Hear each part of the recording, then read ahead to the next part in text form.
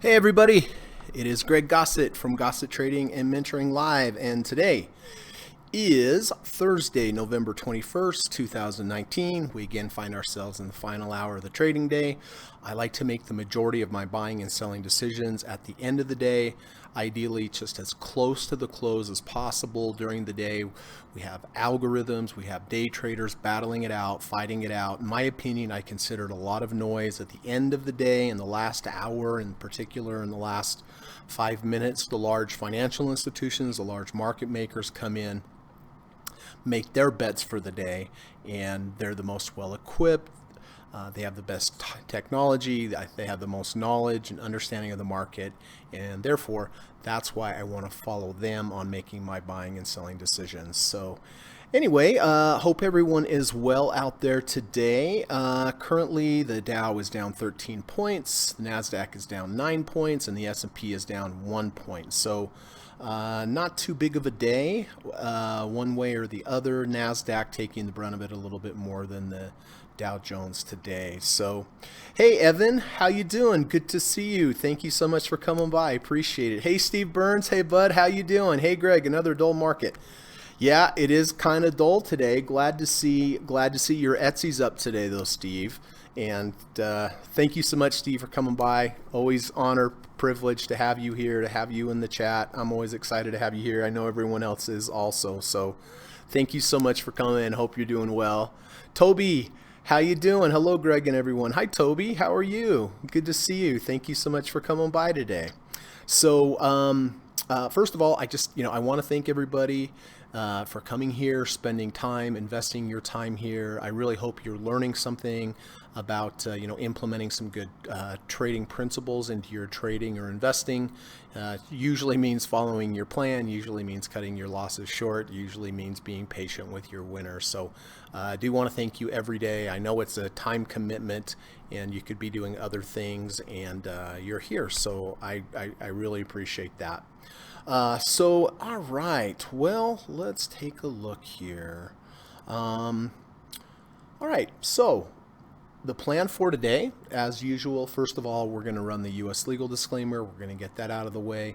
We're going to come back. We're going to take a look at my current positions. We're going to talk about when I bought them, why I bought them, what I was thinking when I bought them, what my strategy was, what signal it was. And then we're going to talk about how I'm going to manage that trade either to the upside or to the downside in the coming days. After that, we're going to talk about some trading psychology. As I beat you guys over the head with every day, the greatest skill you can learn in trading is managing your emotions and sticking to your plan. That's really it. It's important to know the technicals. It is important to look at that. It's important to look at the risk to reward so that you can put together and construct a plan. But after you've constructed a plan, following that plan is a whole different thing, right? It's a whole different universe. And I promise you, if you have a good, decent trading plan as far as your setups, you have good risk to reward ratios, and you can follow it to the T, I promise you, you're going to probably do okay in this business. But the problem is when our emotions get amplified, positions start going against us, or they start going for us in a big way, then our emotions take over and they tempt us to deviate from the plan. And a lot of times the emotions do make us deviate from the plan. So it's important to deviate, or not to deviate from the plan. It's important to trade your plan, keep your emotions under control. In my opinion, the best way that you can do that is with a conservative position size. 10% is the maximum that I take on any position size, with the maximum of 6 positions. So I don't ever want to have any more than 60% of my account at risk in different stocks or positions at any one time. So we're going to talk about trader psychology. Then we're going to go through my watch list. We're going to go down through each stock one by one. We're going to take a look at support, take a look at resistance. We're going to take a look at all the indicators that I use, such as MACD, RSI, moving averages, ATR channels. And the way that I view trading is I look at indicators or moving averages on the chart as potential groups of buyers. And if you want a stock to go up, to put yourself in the best position for that to happen is to put yourself in with a group of other buyers. The more buyers, the better. So therefore, I like to look for a confluence of signals. Like to look for, a combination of signals, of indicators lining up. I look at that as not just one group of buyer, but maybe 2, 3, or 4. And like I said, you're going to have the best chance of having a profitable trade if you're in a group of a lot of other buyers. So I like to look for a combination of indicators lining up. That's how I view trading. That is step one. After that, I identify something that has a good setup, multiple indicators ideally, but then we have to look at the risk to reward. Does the risk to reward make sense? So it's a two-step process. One, have a setup, have indicators lining up, at the same time having a confluence. Second, make sure that you have a decent risk to reward ratio. You have more upside potential than downside potential based upon your technicals that you're using for support underneath you and technicals that you're using for theoretical resistance above you. It doesn't mean that the support is going to work for you on the downside. It doesn't mean that the resistance is going to stop you from going higher, but you have to make an educated guess, right? So that's what we're going to do. We're going to go through, we're going to look for combination signals. We're going to make sure there's a good hypothetical risk to reward there. And if there is, then I will go ahead and enter a position at the end of the day. And then after the market closes, if anybody has any questions for me whatsoever, please let me know. I'm happy to clarify. If you have any challenges with your trading, you may want to get an opinion on, feel free, put it in the live chat. I'll do my best to answer it. If there are any positions you think would be, or any setups that you think would be interesting for the group to look at before the market closes, if it's time sensitive and you want it looked at before the end of the close, please type it in. Please type the symbol in the chat and maybe put an asterisk by it, something like that, so I know that it's time sensitive. Does that make sense? So, all right. Hey, Dr. Long's here. Good to see you, Doctor. Thank you for coming as always. Always good to see you. Jesse, hey, buddy, what's going on? Good to see you, sir. Hope you're doing well. We're going to have to look at that XLRE position today, huh? Looks like we're going to have to get out of that with the trailing stop, but oh well, it's been a positive trade so far. So, all right. Thanks again for coming. Hang tight. I'm going to run the U.S. legal disclaimer, and I'll be back in about 40 seconds. Thank you.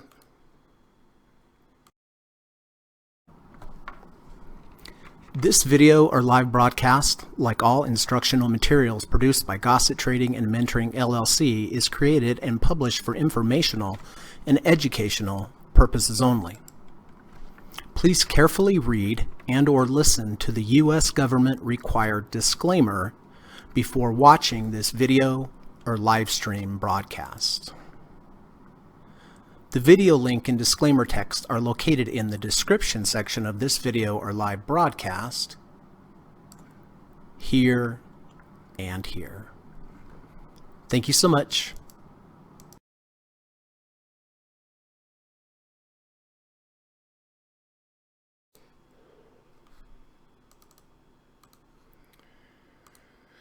All right. Hey, Christopher Hitchin here. Good to see you, Chris. Thanks for coming by. Really do appreciate it. So we've got a good group here. We've got Evan and Steve and Toby and Dr. Long and Jesse and Christopher. So good to see you. So, all right. Well, listen, first of all, let's go ahead and, let's see. What did I do here?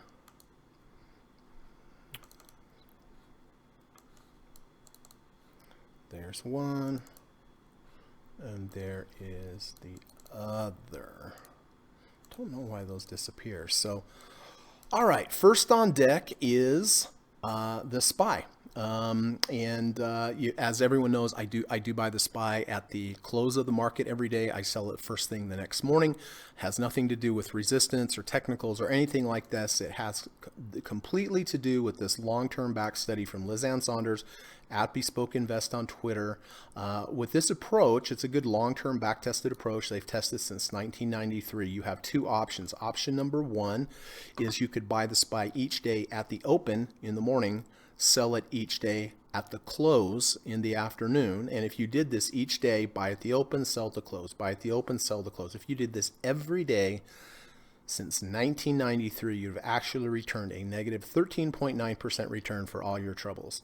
However, if you do the opposite, which is what I do, and you buy the SPY at the close each day, sell it first thing the next morning, so buy at the close, sell the next morning, buy at the close, sell the next morning. If you did this every day since 1993, you'd have returned 634.2% return. So, between the two choices of buying in the open, selling at the close with a negative 13.9% return, or buying at the close, selling the next morning for a 634.2%, I would allocate my capital to this approach, and that's what I do. I buy this every day at the close, sell it first thing in the morning. I've been doing this since February 26th of this year. It has been a great performer. Really, it has. There's ups and downs, as with any trading approach. Past performance is no guarantee of future results. Of course, that goes for any trading approach. But if you're going to allocate money to a trading approach, I would think that you would want to make sure that it has a good long-term record. Doesn't mean it's going to continue in the future, but just like if you were hiring somebody had a really good record, somebody had a bad record, you probably want to hire the person that had the good record. Doesn't mean that they could go rogue in the future, right? But it's a better bet if something has shown that it's worked in the past. And you can see the blue line is the buy in the afternoon, sell in the morning. The orange line is the buy in the morning, sell in the afternoon. You clearly can see that the buy in the afternoon, sell in the morning is much more superior than the opposite of buying in the morning, sell in the afternoon. You can see it has done very well. I like this chart because it shows what a good if you have an edge, what your equity curve can look like over the long term if you're able to stay in the game, keep trading, let that edge play out. It doesn't mean there's not ups and downs. There certainly are ups and downs, but that's just normal with any type of trading approach. And that's why it's very important to position size correctly so that you don't get frustrated with an approach, throw it out the window. I mean, look here. This was from 01 to 02. This would have been nasty, right? And if you would have position size too large, you probably would have lost a lot of money. You probably would have got tired of this, and that was probably just the bottom, as you can see. So it's important to look at trading for the long term. Everybody understands what it means, long-term investing, but let's start making popular the term long-term trading, and that's what I really suggest to everyone. When you start thinking about trading, look for the long run in trading. Don't try to make a killing in a week or a month. You may do it, but likely you'll give it back too. Be calm, cool, collective, position size correctly. Look at each trade as just the next trade. This is the next trade of the next 1,000 trades I'm going to make. Don't get too upset. Don't get too depressed. Whether if you lose, if you win, don't get too ecstatic. Just think of yourself as a casino, dealing those cards, and having a slight edge on every trade you have, or as in a casino, in every card you deal, and let those profits play out in the long run. Stay in the game. If you position size too heavily, you don't take good setups, you don't follow your plan, you are probably going to lose a lot of money. You're going to get tired of trading, you're going to give up, and you are never going to get the experience that you need to trade. I mean, you need experience to trade you need experience in any skill, whether it's playing the guitar or trading or carpenter or anything, right? So in order to experience, you have to stay in the game. The best way to stay in the game is to position size conservatively so that you don't blow up your account, so you can get that experience. So with that said, I did buy the SPY yesterday at 310.77 and got out this morning at 310.85. So very small gain, that's fine. With this approach, sometimes you have strings of losses, sometimes you have strings of gains, sometimes you have a little chop, ping pong, back and forth. And that's what we're having a little bit here. But I am very glad that we had a little overnight profit. Doesn't hurt, right? So I will buy this again at the end of the day.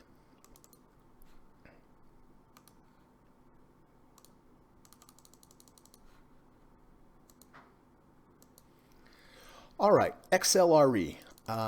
This is a good setup. I bought this back here on the 13th of November. I bought it for several reasons. Reason number one, we went under 30 previous day, closed back over 30 on the day that I bought it. That is a signal, one of the signals I like. Under 30, either intraday or the close of the day, and then close back above. In addition to that, we bounced off the third ATR channel. As you know, 90% of prices tend to hold at this bottom third ATR channel or third Keltner channel. And then to the upside, they tend to get rejected at the positive third ATR channel or Keltner channel. So in addition to the under 30, over 30, we also bounced right at the third ATR channel, bounced up. And in addition to that, we had a beautiful V2. Here's day one. Day two washes out or goes below day one by at least a quarter ATR's distance. Day three then closes back above day one's close. So that's why I took the trade. I was targeting the 50 RSI. I did buy this back here on the 13th. It went up, it went up, it went up, scaled out, scaled out, scaled out. I think we hit one scale out here as well, I believe. We closed above the 50 RSI, which is positive. So now once I can close, if I reject the 50 to the upside, I would go ahead and get out. If I close above the 50, but then in coming days, I close below the 50, I would get out. And you can see, looks like we're at a 44.78. We are closing below the previous day's low. So two pretty strong reasons for me to go in here and just lock in this profit. So, but you know, I phase out. So we did get some, take some off here at higher levels, which I'm very happy for, but I will be getting out of this. I already have an order to sell this in at the end of the day. And this clearly is going to close below the 50. So I just put this in as a market on close order so I don't have to worry about it. If it was hanging right around the 50, I wasn't quite sure, then I wouldn't put a market on close order and I would just do it manually.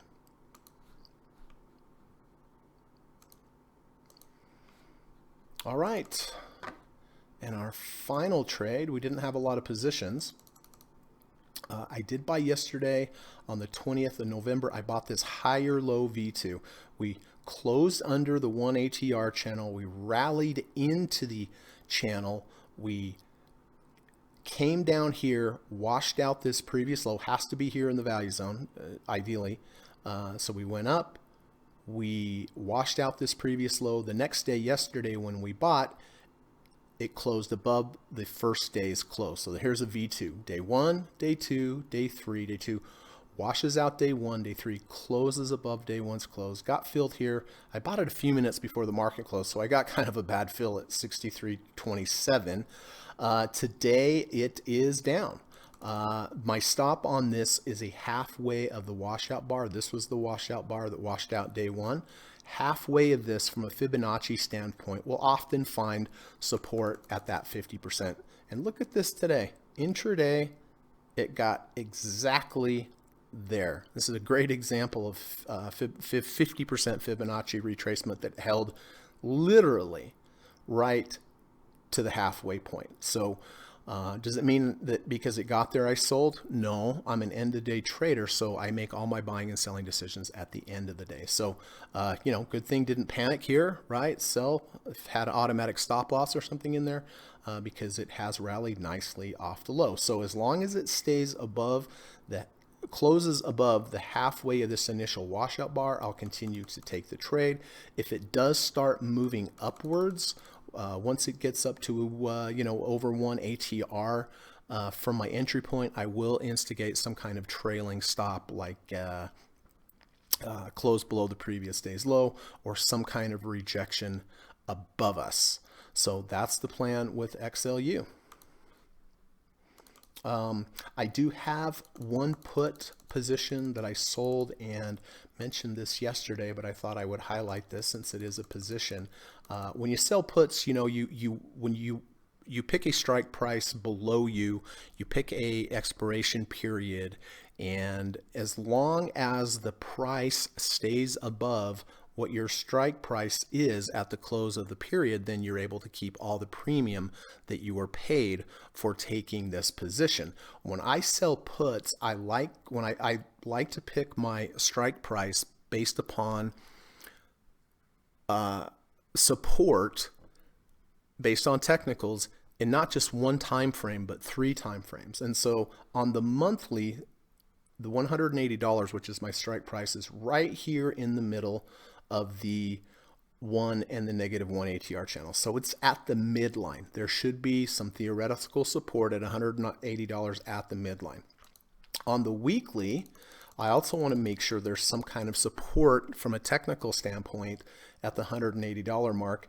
And we have the 100-week moving average here below us. And in conjunction, it would be close to a 30 RSI. And you guys know, or I hope you know, my students definitely know that whenever you have a confluence of a 100-day moving average or a 100-week moving average, 100-month moving average, at the same time you have a reading close to 30, that is always a good risk to reward. So on the monthly, halfway, the $180 mark is halfway of the channel, so the midpoint of the 1 and the -1 ATR channel. On the weekly, we have the 100-week moving average underneath us in conjunction with the 30 RSI. And then on the daily, we're down here at the 5th ATR channel. Very hard to get down into these levels. Doesn't mean it doesn't happen. The 6 ATR would have been even better, but I did like the monthly and the weekly supports on those time frames. And this is decent as well on the daily. So down today, I don't like this price action. I don't like that we move sidewards and then basically had this breakdown, but I do have about 6.4% protection to the downside. So as long as it closes above 180 by December 13th, I'll go ahead. I'll be able to keep all the premium. If for some reason it closes under that, I would just have to get out or decide to take the shares at $180 and my premium as well. So hope that makes sense.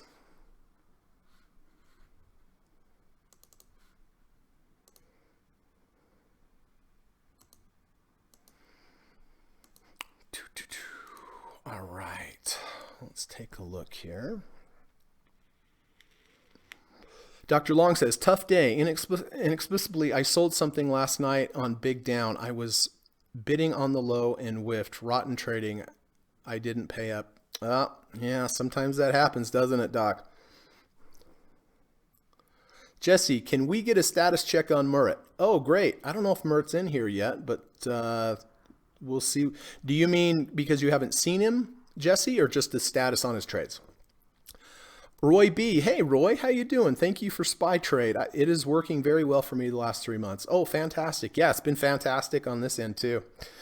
Steve Burns says the SPY trade is a Jim Simons trade type, a small edge based on the psychology of traders taking risk off overnight. One small trade taken over and over that adds up and compounds capital. Yeah, Steve Burns talking about Jim Simons. I've been listening to the book, The Man Who Solved the Markets, I believe it's called. Fantastic book, Steve. You know, when I listen to that and I'm kind of envious, I'm like, yeah, I'm not smart enough to figure that stuff out.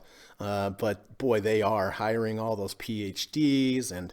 But even with all those PhDs and all those brain power, I mean, it took them years and years of trial and error and not giving up and so forth. But yeah, you're right. That's what it is. People take off risk at nighttime, add the risks back the next day, take off risk before the weekend, add the risk back at the beginning. So you're 100% right. But I really like that trade. It's very simple, doesn't take a lot of thinking, you know.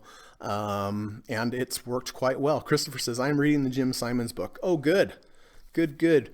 Jackson, what's going on, buddy? Hey, all, some major laptop booting issues with laptops. So rebuilding lurking in the background, Greg. Okay, well, I hope you get that taken care of. That's always frustrating, right? Oh, the empty pool dive. I hear you, Jess. Does anybody remember what he was doing? I think he was shorting oil, right? I think he was shorting oil. Let's see what oil's doing. Oh, it's up 2.5%. Maybe I'm wrong. Maybe he was long, but I kind of feel like he was short. Ugh. Steve Burns says, they mentioned the weekend effect in the book. Buy the close Friday, sell the Monday open. Yeah, that's right. Yeah, well, when I just said that, Steve, that was because I read it in the book. Yeah, that's right. They want to take risk off for the weekend. They put it right back on. So they buy the selling off on the Friday, and they sell the people piling back in on the Monday. Christopher said, "Would the SPY trade work on the market on a market like the Dow?" You know, Chris, I'm not sure. My gut is that it probably would, because it's just the same concept that Steve was talking about, people taking off risk. Hopefully that's Amazon. People taking off risk in the afternoons and then buying it back in the morning. But I don't know. I don't want to say this because the back test that I have is not done on the Dow. It's only done on the SPY.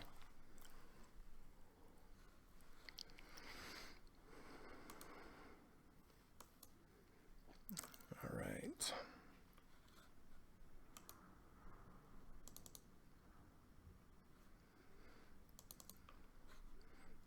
All right.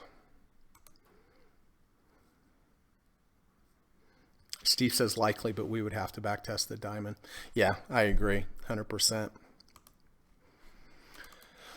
Okay, so listen, this is the time of the day that I like to do a little bit about trader psychology. I go through Twitter, I look at several channels, really great Twitter channels that talk about trading psychology, and nice enough to post this every day on their channel. One of the best ones out there is Trading Composure, at Trading Composure on Twitter. If you haven't subscribed, I really would suggest that you do. It's a fantastic channel. He really posts some good advice on trading and psychology. But he says here, the more you think you have to make a certain amount of money this day, week, or month, the more you will struggle. Instead, focus on trading well, be process oriented rather than goal oriented.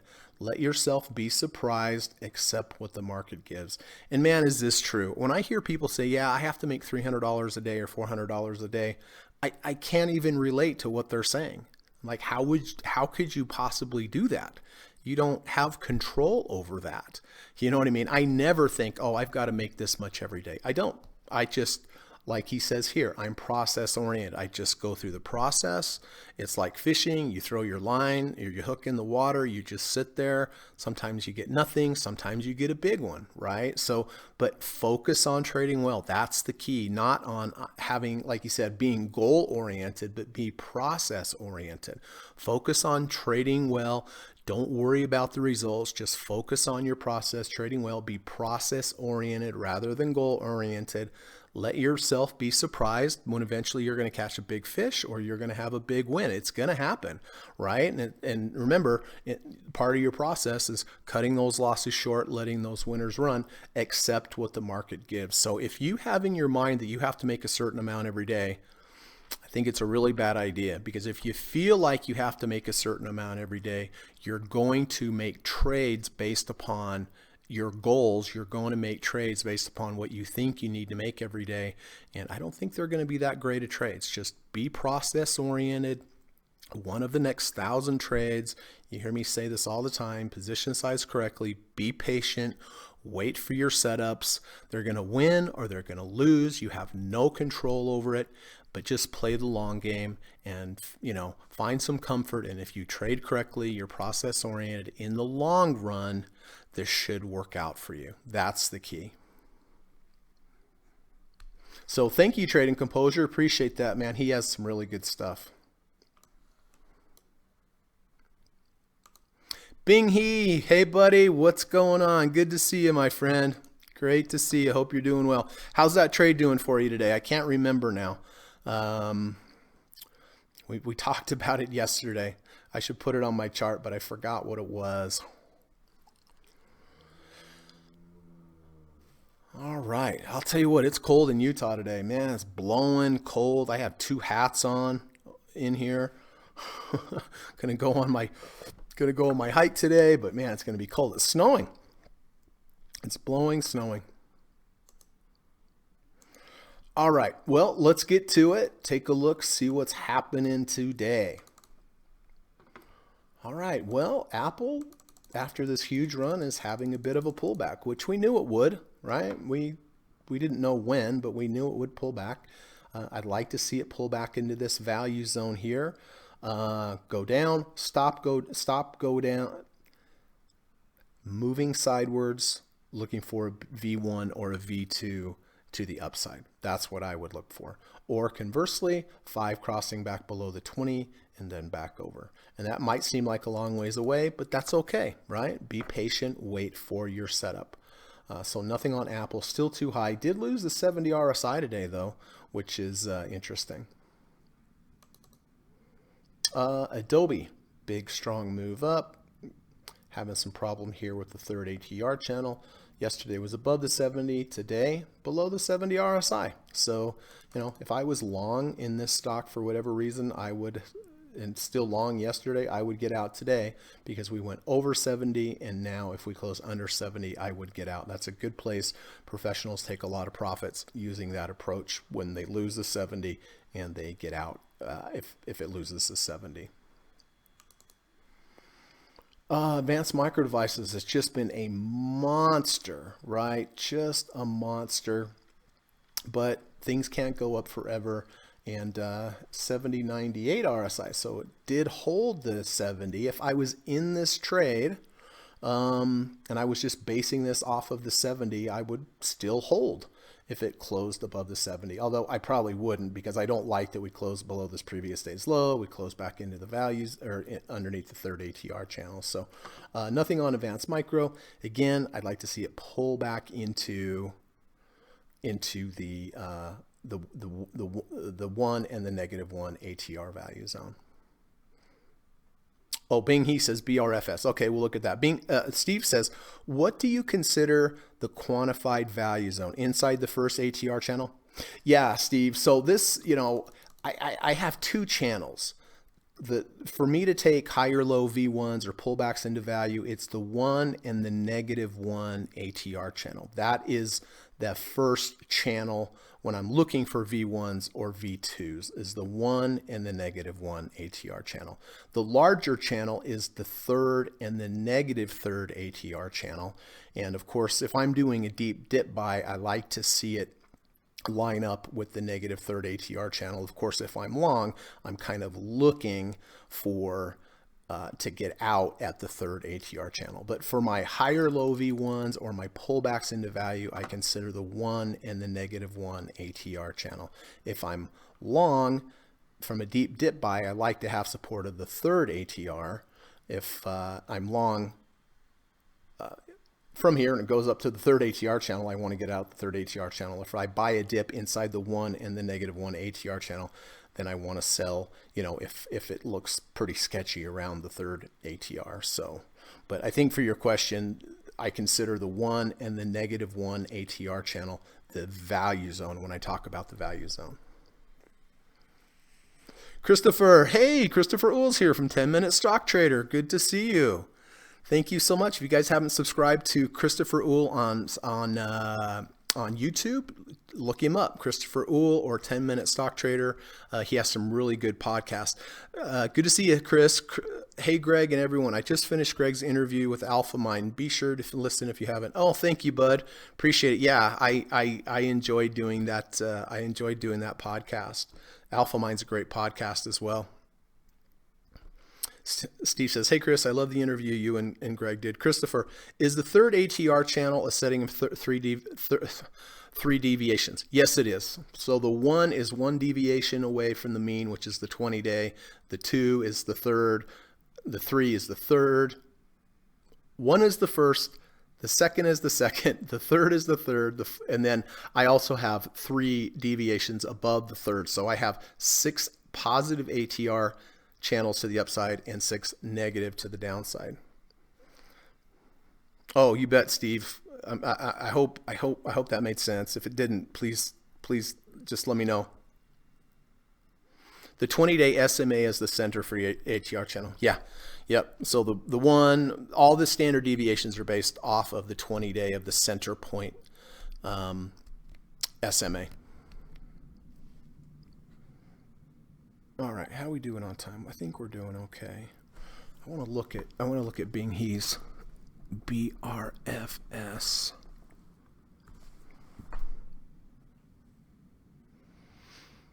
Okay, so it's hanging in there, isn't it? I think you got the under. You either bought it here when it rejected the 30, closed back above, or when you got it here when it closed back above the 200. But it's still holding the 200. It is acting as support, so that's good. Jesse, PDD tested 100, close above on earnings, currently closed to closing over 30. Let's look at that.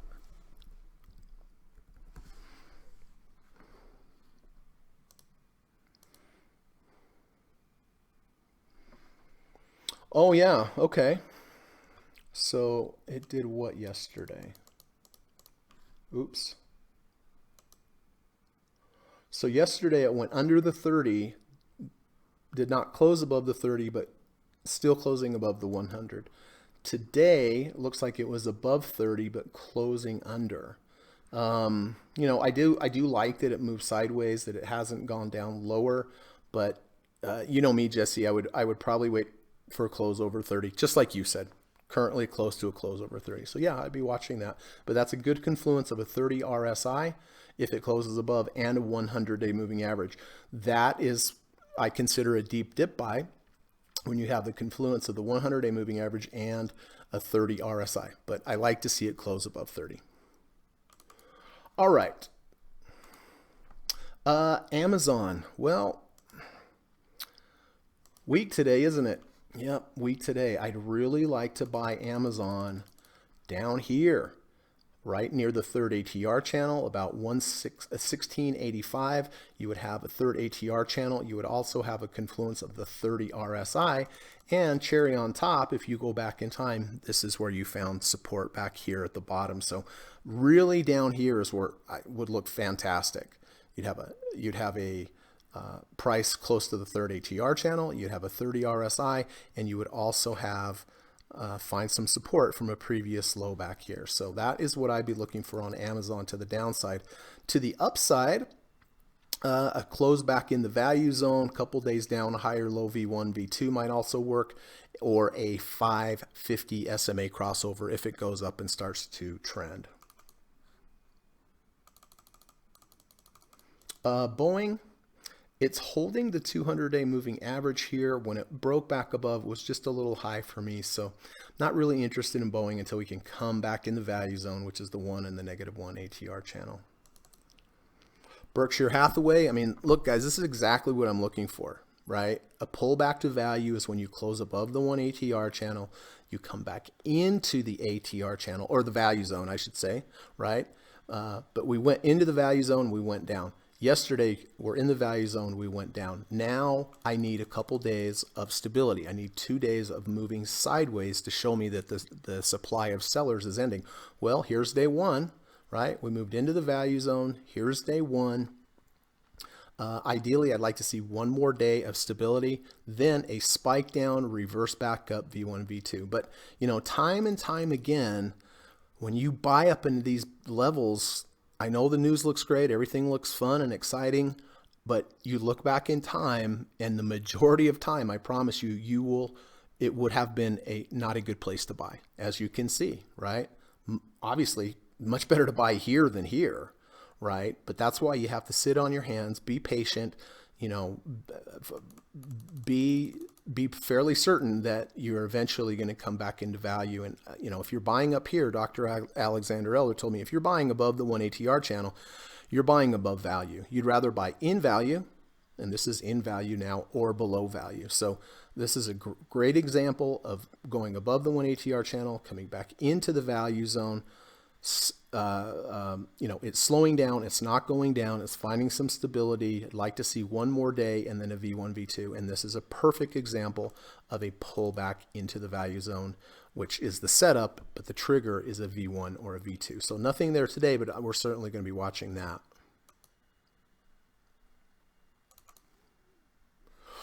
Okay, so Caterpillar, same thing. We're above the 1 ATR channel. Not a good place to buy up here. We did come back into the value zone. We did hold a couple days. Yesterday was the spike down.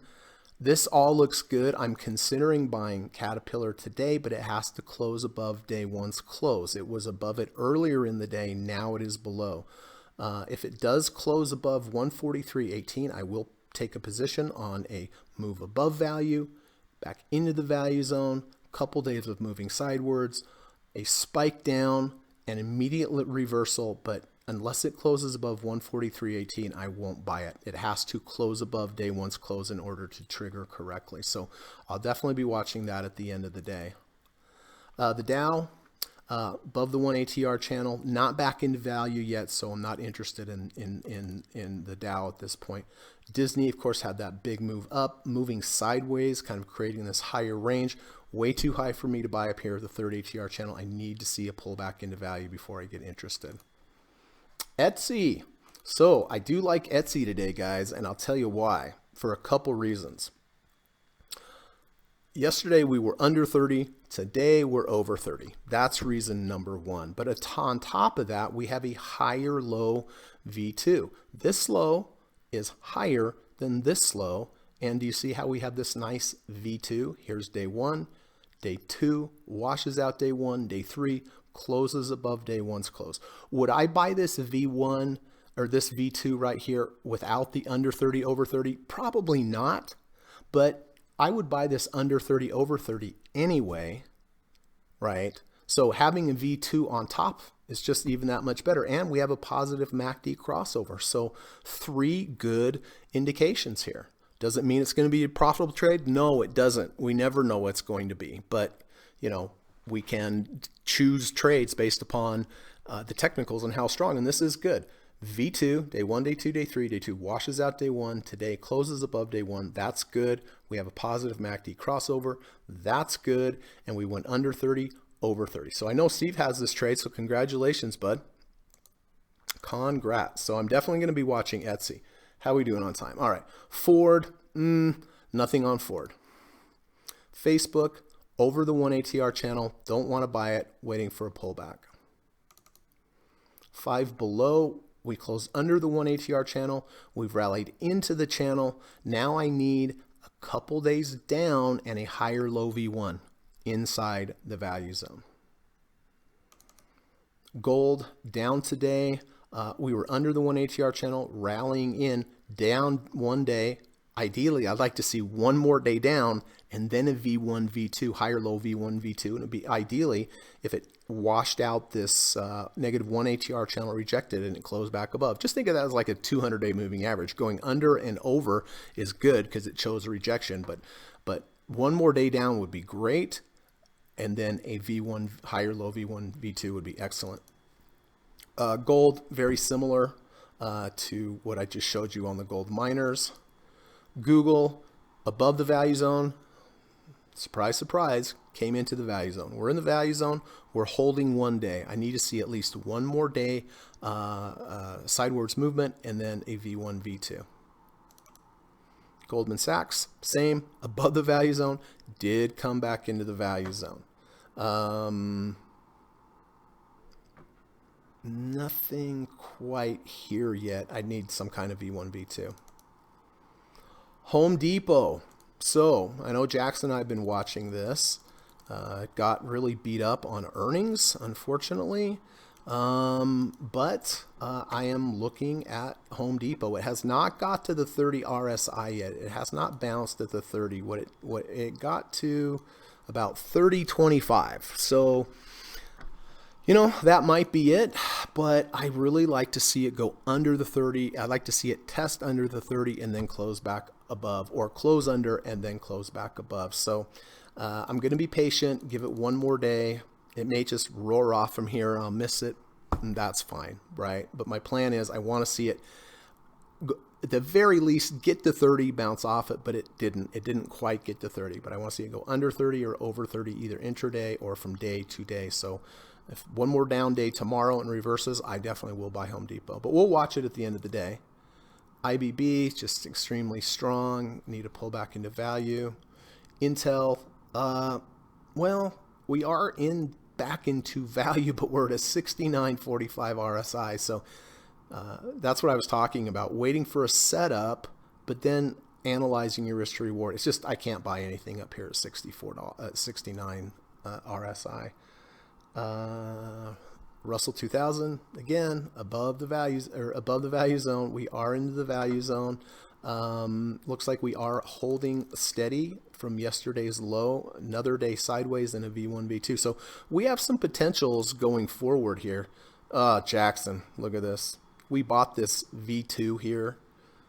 Got up here, it just dripped down on us, never really stopped us out. Eventually got back to my entry point. I didn't want to let a winner turn into a loss, so it was a winner.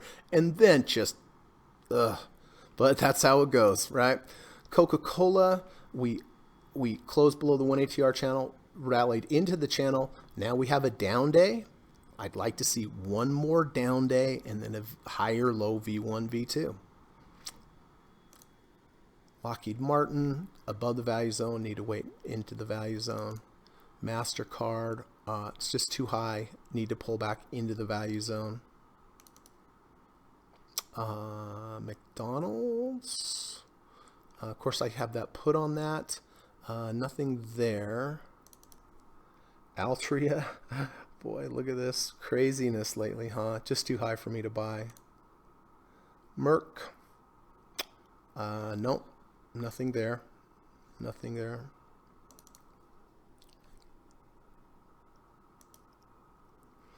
Microsoft, looks like it did lose the 70 RSI today. If I was long this, I would be getting out today.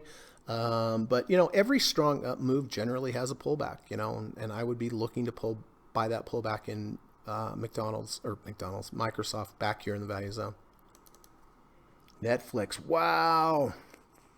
Netflix is a monster here, huh? Just too high. Need to pull back into value. Nike down today. Closed above the 1 ATR channel. Need to close back in the value zone. Look for V1, V2. I know I sound like a broken record, guys, but sorry. That's just what the charts are right here. Philip Morris above the 1 ATR channel. Back in the channel. I needed to kind of calm down, move sideways, run out of sellers. V1, V2.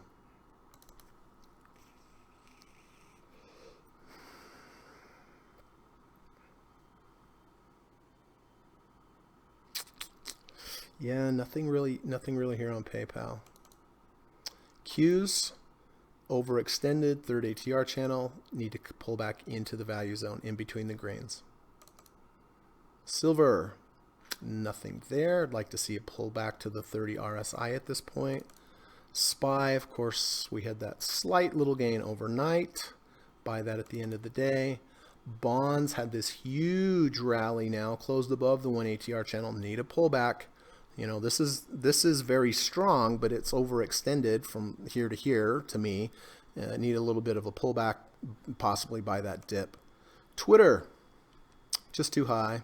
I'm Tesla, sorry. I do like Twitter here.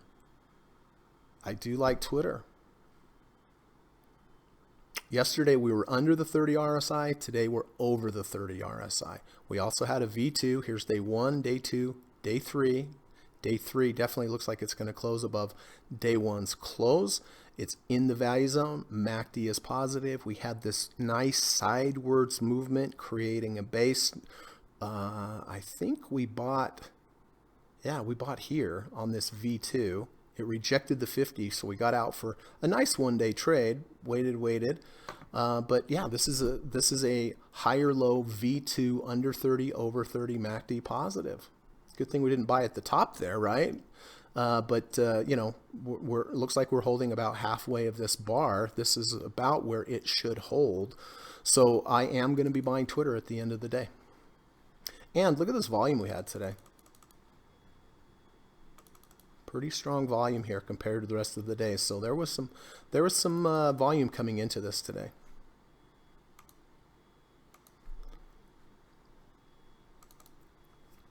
United Healthcare, just way too high. Need a pullback. Oil. Yeah, I hear you, Jackson. J&J. Should I just take it off the chart so we don't have to go through the trauma each day of looking at that?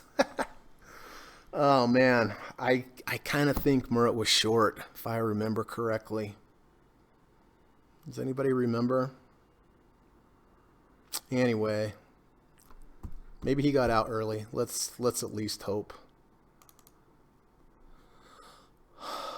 VIX up strong.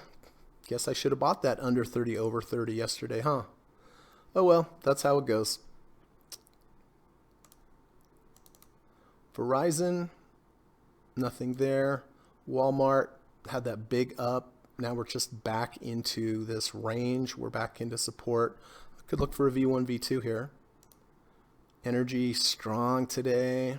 That V1 I guess worked out pretty well yesterday, but I didn't take it because it was a low V1. Financials starting to maybe work itself back into value.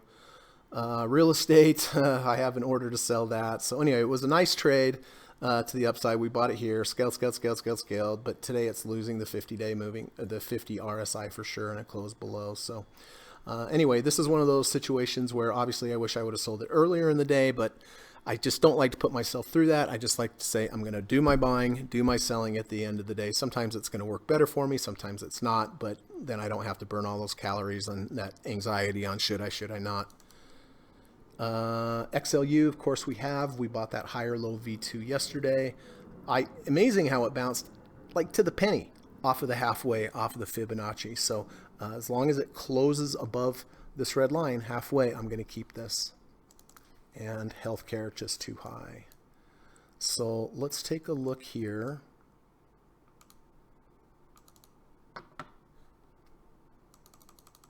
Caterpillar has still not confirmed this V1. Etsy, I do like Etsy, higher low. V2, under 30, over 30. MACD just went positive, so I'm definitely going to buy Etsy here at the end of the day. If it closes over 30, I should say.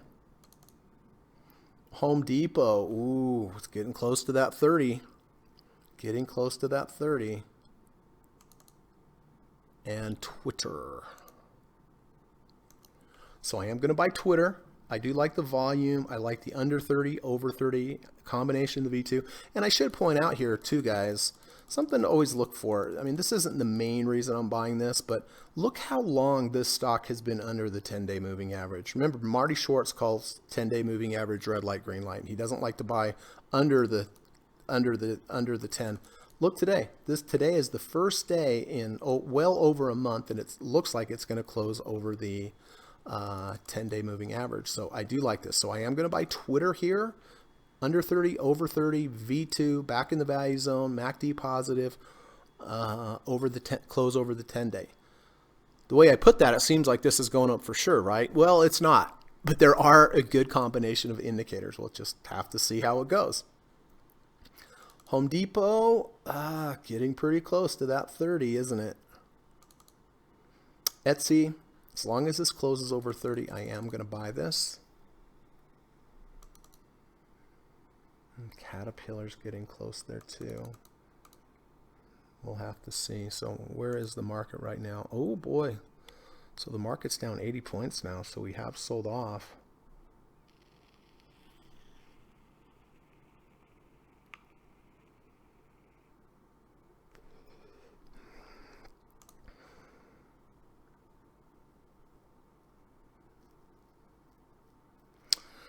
Christopher Uhl says, thanks, Steve. We need to book our first trader chat. Oh, that sounds good. Dr. Long says, VXX may look interesting. Yeah, VIX does look interesting. Gosh darn, I almost bought it yesterday, but I chose to buy XLU instead, which I guess the VIX would have been the better one. But it's 33 RSI here, so it's still doable. Hey, Gamer Squad, good to see you, bud. Yeah, me personally, I'm taking a half position in Twitter because it's under the 200-day, and that's just my rules. Those are my filters. If it's under the 200-day, I take half. So let's monitor this. Twitter looks pretty good. Over 30. Etsy looks nice. So these two trades are very similar. Under 30, over 30, V2. Into the value, higher low V2. Etsy. didn't trigger into the value zone, but under 30, over 30, and it is a higher low V2 and MACD went positive. So yeah, I like both of those.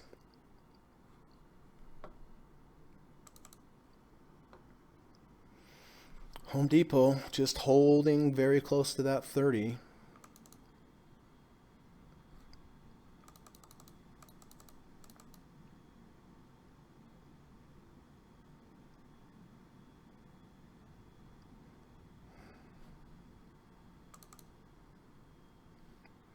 What do we have? 4 minutes.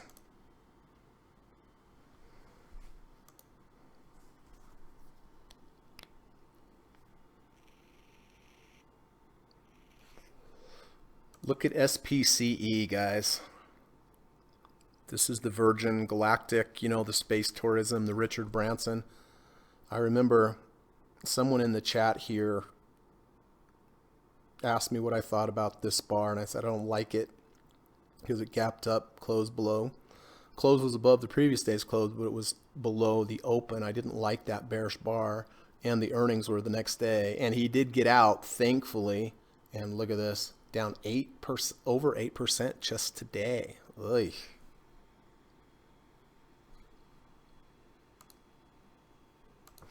All right, so I'm going to get ready here with my Etsy trade.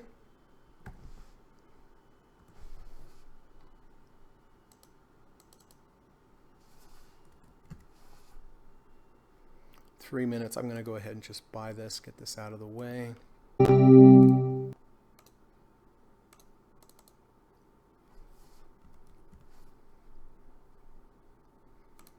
I trade a couple of accounts, so I have to do it in multiple accounts. So we got Etsy. Yes. Okay.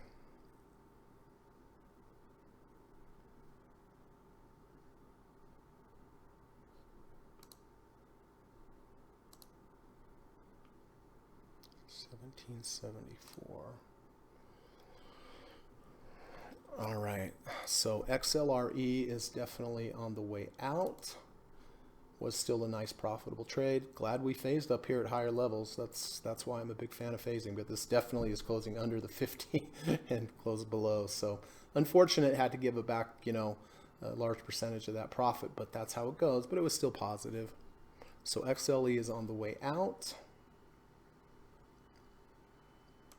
XLU is a hold. SPY is going to buy.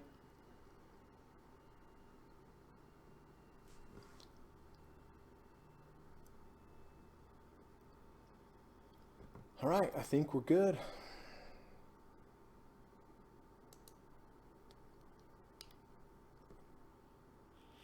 Jesse says, hey, Steve Burns, lots of the strat patterns built into TrendSpider. Saw Rob had an article on New Trader U. Also, thoughts on the strat? Greg, any experience with the strat approach?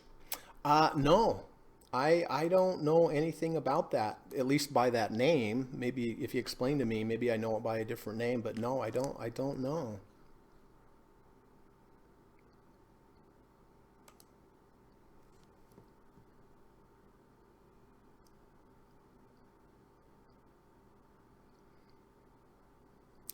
All right, so I have an order in to buy Twitter, and we already bought Etsy. 41.46 is the Etsy. 41.46.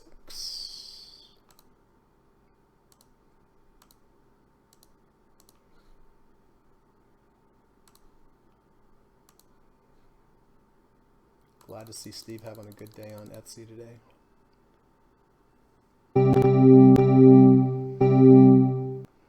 Boom, boom, boom. All right. So we got the SPY at 310.27.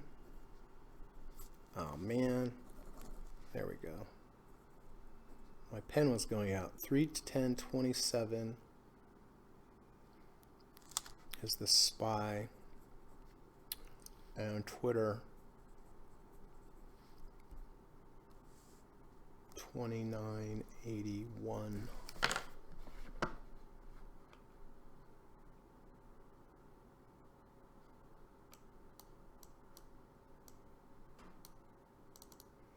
So XLE is gone. But profitable trades, I'm always happy for profitable trade. It's unfortunate we had to give back a lot of that, but a win's a win, right?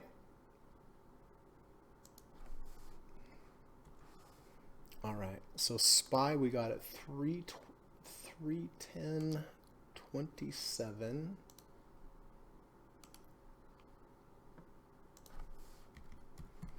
And we booked a really small profit on that, so we bought lower there.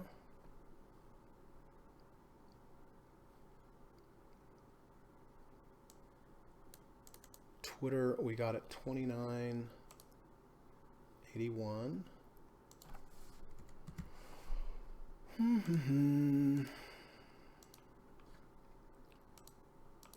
And by the way, my stop will be halfway of this washout bar. So if it moves up a certain amount of over 1 ATR, I will start trailing the stop. But my initial stop here is halfway of yesterday's washout bar.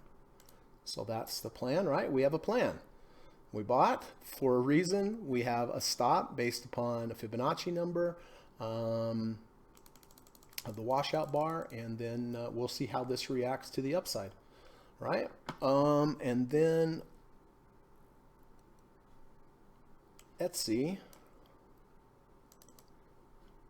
Oh yeah, we got that at 41.46. Yeah, we already talked about that.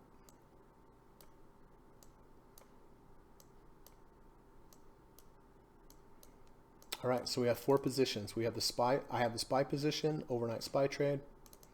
Twitter, V2, higher low, V2, back into the value zone, under 30, over 30. MACD went positive. That's cherry on top. Etsy, under 30, over 30, V2. MACD went positive. That's great. My stop will be closed under. This is going to be a tough one. I can either use a halfway of the washout bar or a close under the 30. So, you know, I would probably on this particular one, I would probably use a close under the halfway of the washout bar.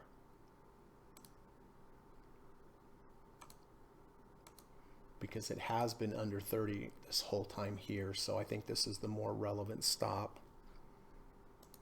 And then XLU, it did hold the halfway of the washout bar. So that's it. So we have, I have SPY, overnight SPY trade, Twitter, deep dip, Etsy, deep dip, and XLU, which is utilities, higher low V1.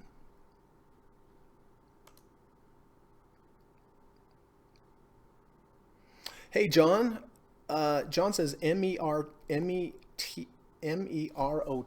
Is that the symbol? M-E-R-O-T. M-E-R-O-T. Huh. I don't have that symbol, John.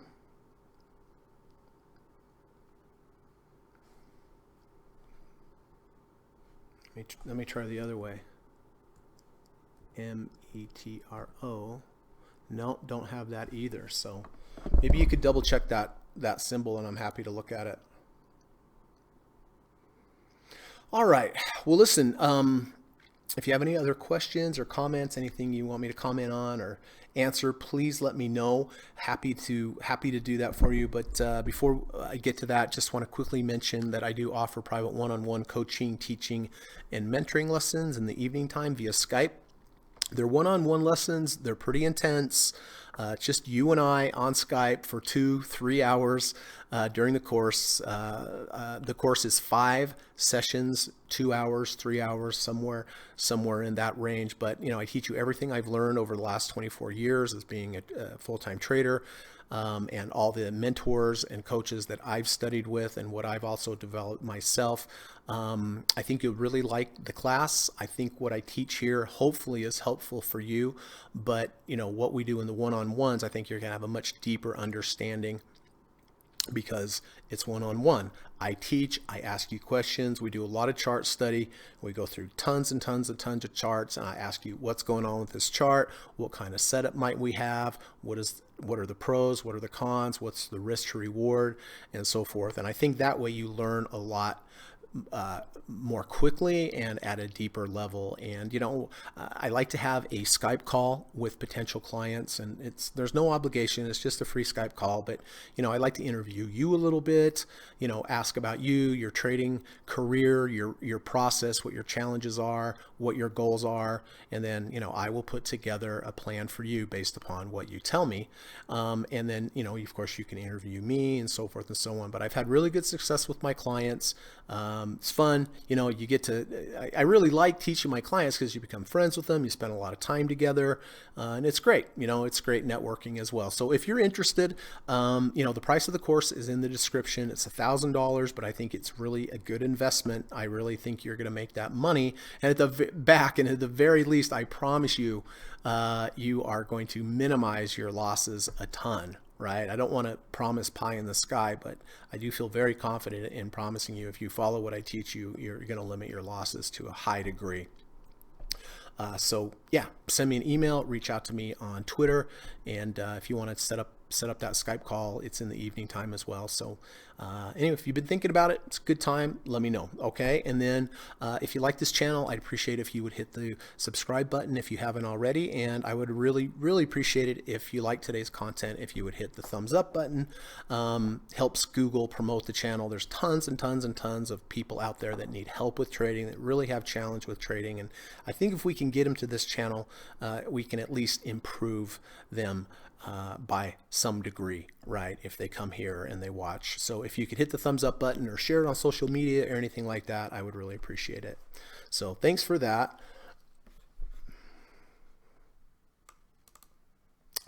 Darn, you're right, Gamer Squad. I got distracted and I didn't check cat right there at the end. Yes, it did. Out of the value zone, into the value zone, couple days sidewards, down and up. I got focused on Etsy and Twitter,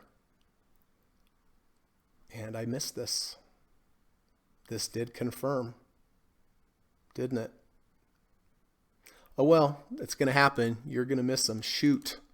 Yes, it did confirm the V2. Had this gap, closed the gap. So if I would have taken this, I would have used halfway of the washout bar. And actually, let me point something out. This is very important. See this bar?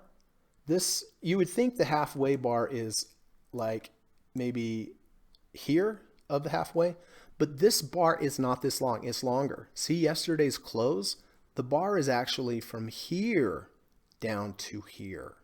So a halfway between there and there would be more like there, maybe even a little higher, somewhere about, we'll call it there. But does that make sense? This bar looks smaller than it really is. The true range of this bar was from yesterday's close. So from here down to here, not here down to here. So that's why I would use this. So this is what I would use as my stop going forward. Shoot. Yeah, you're right, Gamer Squad. Evan, yeah, I'm glad I got out of SPCE when I did. Oh, was that you, Evan? Oh, man. I'm so glad to hear that. I've been watching that ever since. You got out here, right? I think you got out here on the 11th or the 12th.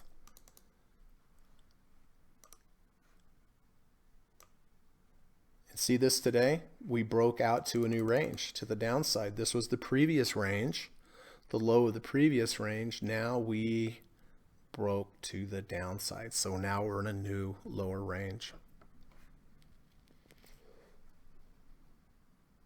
Okay, you got out on the 12th. Fantastic.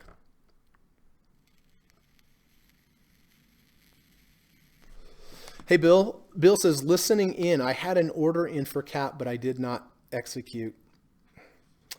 Yeah, gosh, that one just got away from me for some reason. I got focused on Twitter and Etsy and the other positions watching.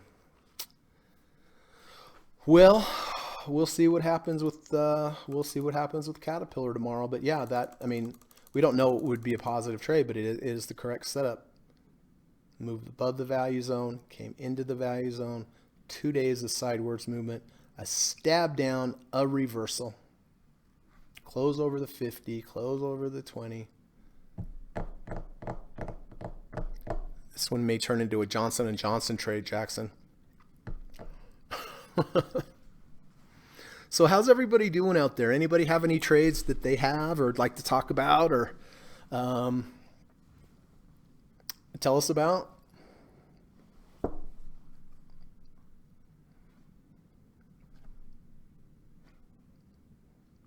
Where did Home Depot? Yeah, it's holding right there at that 30 RSI, like a magical 30 RSI line right there.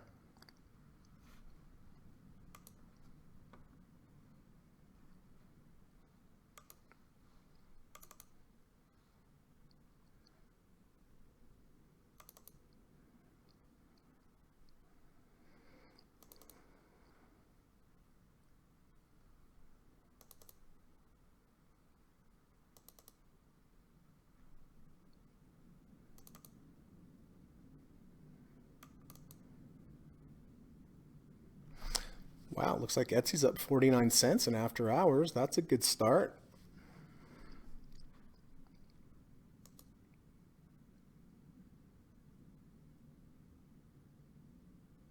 Evan says, I'm in SDC, but it hasn't done much. Let's take a look.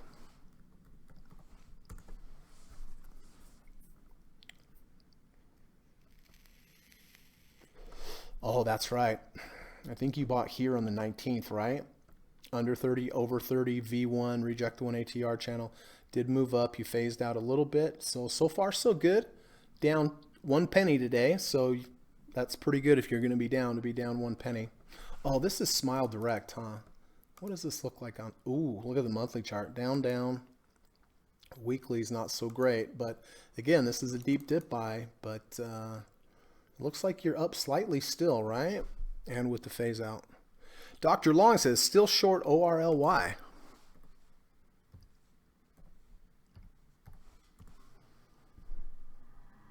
Whoa, very nice. Very nice, Dr. Long. And Dr. Long says, still have Google put spreads as well. Look at this. This has been beautiful down here. What's your plan, Doctor, for ORLY? Do you have a real plan in place as far as if it does this, I'm going to do that, or if it does that, I'm going to do this? Bill Richardson says, based on how you trade, would you not open a trade in the morning for a setup like CAT if there was any significant overnight moves? Probably not, Bill.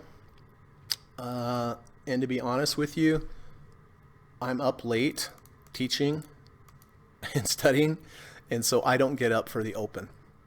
I am not a morning person. So that's one of the reasons why I like to, another reason I'm an end of day trader. In addition to, I think it's the correct way to go. No, I'm just going to let that one go.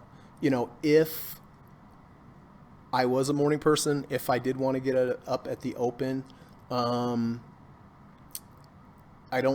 I'd be concerned about buying a gap. If it opened lower, I would be more inclined to buy it opening lower because it immediately gives me a better risk to reward ratio and the stop is still in place. Does that make sense, Bill?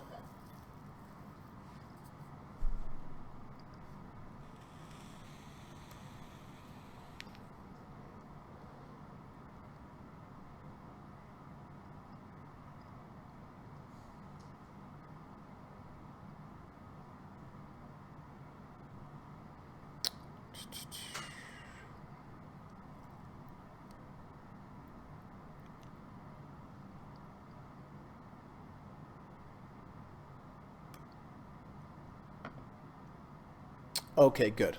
Glad. All right, well, you know, it's been difficult trading, a little frustrating the last few weeks. Things were overbought. Kind of had to sit on my hands. You know, now we're getting stuff that's coming back into the value zone and kind of resetting for us. So we shall see. We shall see. But that's how it goes sometimes in trading. Sometimes you have nice up moves that just keep on moving. Other times you have down moves. And if you're smart, you're sitting on the sidelines waiting really for that setup to happen. And then other times it's just kind of sidewards movement, frustrating, treading water, but that's what's going to happen to you in trading. And so my advice is just to stay calm, don't get frustrated, just wait for the setup. And if it goes right back against you, that's just something you get chopped up. That's just how it goes. But at the very least, position size properly so that if you do get into a down move or a drawdown, it's not going to get you too bad. But there's times where you're trading, you never think you're going to lose money ever again, and there's times when you're trading where you never feel like you're going to have another positive trade. It's like impossible to make a penny. I'm sure you guys have been there. It's like, I haven't had a positive trade in 7 trades. It doesn't mean you're a bad trader. It just means you're out of sync with the market at the time. But it can turn on a dime, right? And you can go on a 3-week winning spree. So the real key is, if you do have a drawdown, position size correctly so that it doesn't take the wind out of your sails, that you're so discouraged that you've had such big losses that you don't want to take that next trade, because that next trade really might be a nice trender to the upside. Evan says, I'm more likely to have not been to bed yet at the open than awake after sleeping for the open. Oh, really? So you stay up all night, Evan?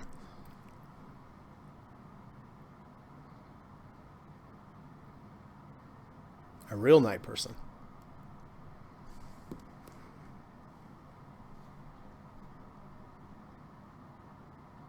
Bill says, I had a nice put spread intraday on Tesla today. I do utilize the options often, but your signals and technicals often play into when I open positions.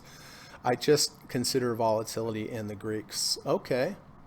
Yeah. I mean, if you trade options,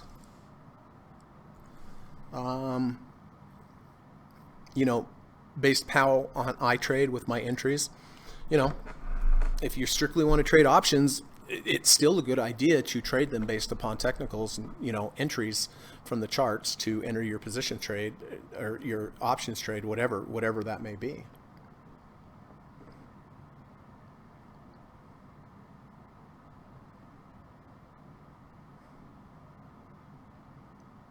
Yeah, volatility is very important in options. Dr. Long, I'm looking to buy possibly an autonomous car stock, or one that isn't so rich. I'm willing to buy some back though. I don't know about those kind of stocks. Is there a symbol, Dr. Long, you'd like us to look at or that you're considering?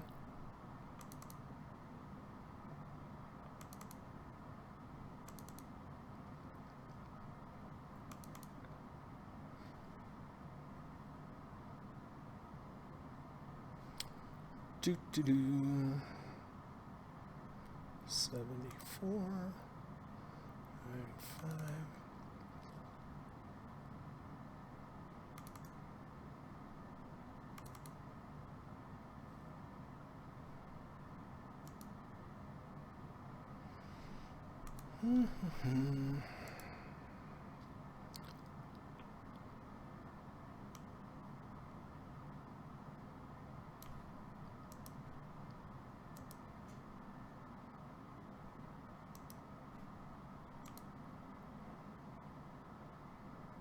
Hey, Bill, you're welcome. Hope you have a good night as well.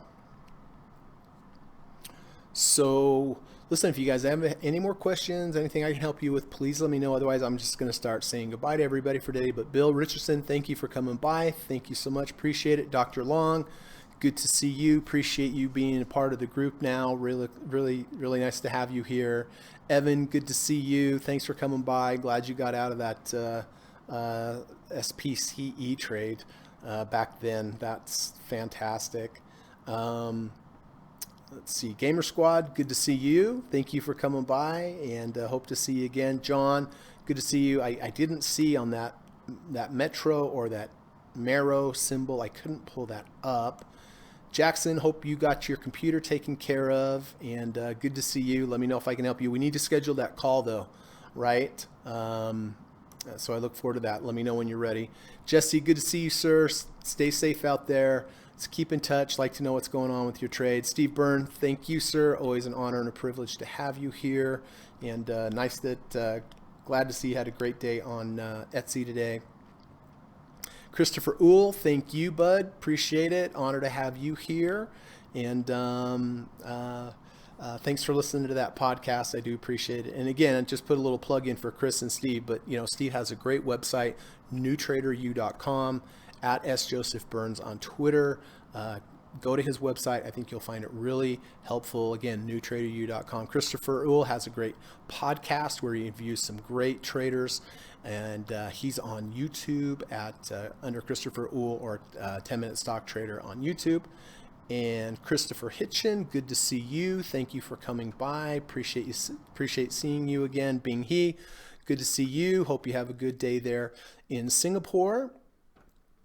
Roy B, glad that SPY trade's working out for you, and thank you for coming by. Hope to see you again. Toby, good to see you, sir. And I think that is it. Oh, NXPI for Dr. Long. NXPI.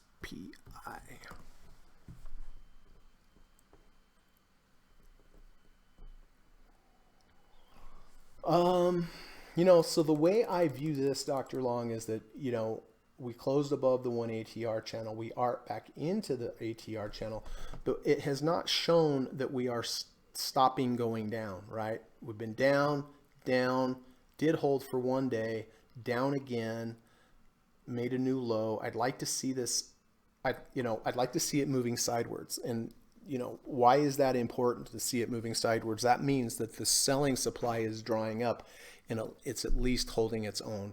Then I would look for a V1 or V2. So for me, I'd look for a couple more days sideways, then one day down and reversal back up. That's what I would be looking for. So hope that helps.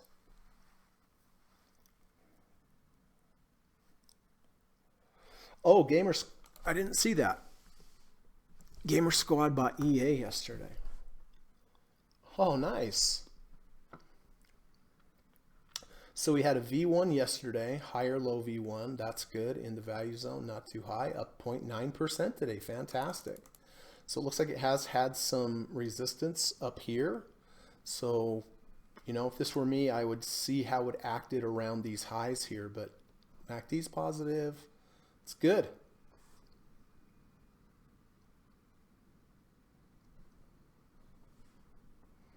Okay, Dr. Long hasn't bought NXPI. Yeah, I don't think it's ready yet. Who knows? What do I know? I mean, it could go racing up tomorrow. Of course, we never know. But we do have to have an idea of our setups. But, above the value zone, into the value zone, just need to see some sideways movement first.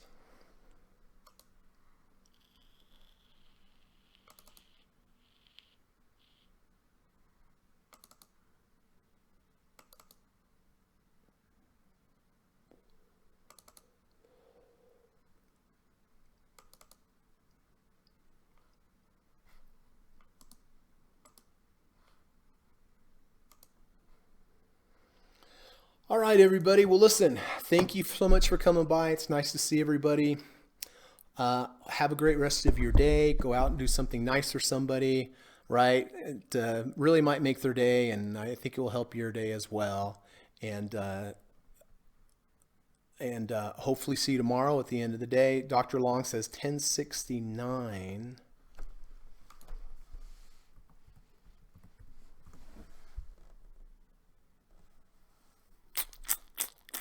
Not sure what that refers to.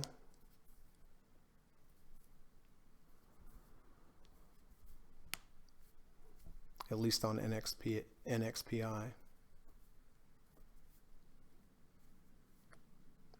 I buy some there. Oh, gotcha. Okay.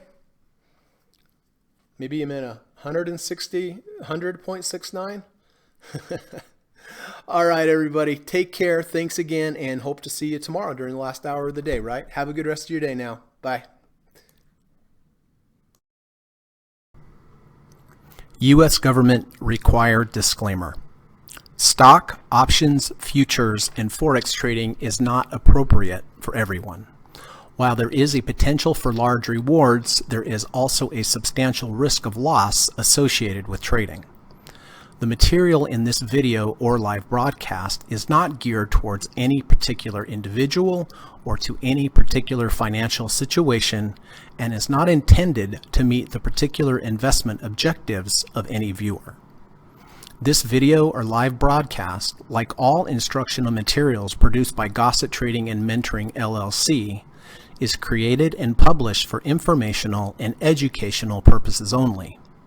Any and all information contained in, implied, or referenced by this video or live broadcast is not to be construed as investment advice, and no representation is made that any individual or entity involved in production of this video or live broadcast is an investment or financial advisor or is registered or authorized to give any financial advice. We are publishers and educators only.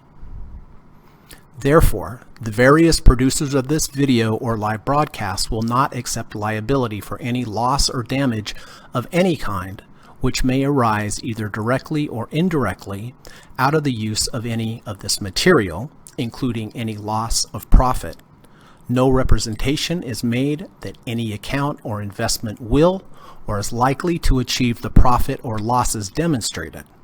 We recommend consultation with a licensed and qualified professional before making any investment decision.